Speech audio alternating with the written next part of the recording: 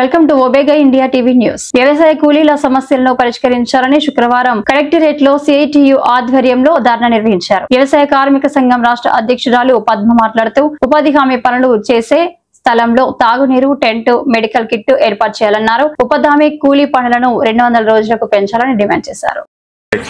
ఈ రోజు రాష్ట్ర వ్యాప్తంగా కలెక్టరేట్ల ముట్టడి కార్యక్రమం అనేది చేపట్టడం జరిగింది. వ్యవసాయ కార్మిక సంఘం ఆధ్వర్యంలో ముఖ్య ఉద్దేశం ఏంటంటే ఈరోజు ఉపాధి హామీ పనిలో పనిచేస్తున్న కూలీలకి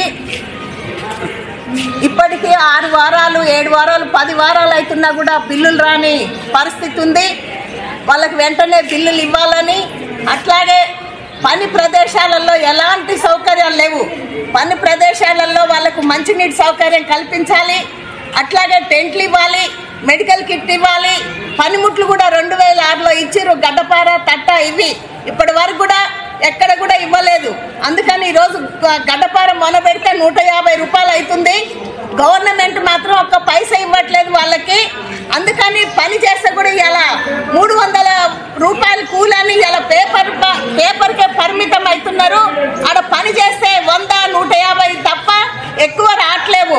అందుకని ఈరోజు ఉపాధి పని చేసిన పెండింగ్ బిల్లులు వెంటనే చెల్లించాలని, దాంట్లో ఉన్న అన్ని సౌకర్యాలు కల్పించాలి, టెంట్లు, మంచినీళ్ళు. ఇంకొకటి, ఈ జిల్లాలో 293 ఫీల్డ్ అసిస్టెంట్ల పోస్టులు ఖాళీ ఉన్నాయి. అట్లాగే సీనియర్ మేట్లు కూడా 293 మంది ఫీల్డ్ అసిస్టెంట్ అంటే సీనియర్ మేట్లు పనిచేస్తున్నారు. అందుకని మా డిమాండ్ ఏంటంటే వాళ్ళని వెంటనే ఫీల్డ్ అసిస్టెంట్లుగా గుర్తించి ఫీల్డ్ అసిస్టెంట్ పోస్టులు భర్తీ చేయాలనేది ఇవాళ మా డిమాండు. అంతేకాదు, ఇవాళ వ్యవసాయ రంగంలో అన్ని యంత్రాలు వచ్చినాయి. వచ్చి వ్యవసాయ కూలీలకు పని దినాలు దొరకట్లేవు. అందుకని ఇలా ఉపాధి పనిని 100 రోజుల పనిని 200 రోజులకు పెంచాలని, ఇలా పెరిగిన ధరలకు అనుగుణంగా రోజుకు 800 రూపాయలు కూలి ఇవ్వాలని, దానికి అట్లాగే ఉపాధి పనికి కేంద్ర ప్రభుత్వం 2 లక్షల కోట్ల డబ్బు కేటాయిస్తే ఇవన్నీ కూడా పరిష్కారం అవుతాయి. బడ్జెట్ ఎక్కువ కేటాయించాలి.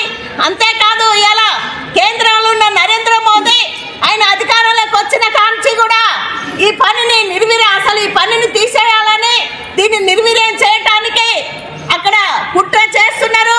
బడ్జెట్ తక్కువ కేటాయిస్తున్నారు.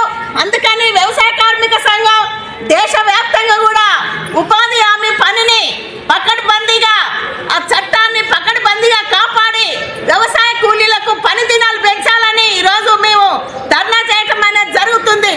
ఇంకొకటి, పోడు భూములు ఇక్కడ జిల్లాలో చాలా మంది 40-50 సంవత్సరాల నుంచి కూడా ఆ భూమి మీద ఉండి కష్టం చేసుకొని బ్రతుకుతున్నారు. అందుకని వాళ్ళకి కాస్తులో ఉన్న వాళ్ళందరికీ కూడా వెంటనే పాస్ పుస్తకాలు ఇవ్వాలని ఈరోజు మేము వ్యవసాయ కార్మిక సంఘం డిమాండ్ చేస్తున్నాం. హాయ్ అండి, నేను మీ Satyasri. Please subscribe Omega India TV Telugu.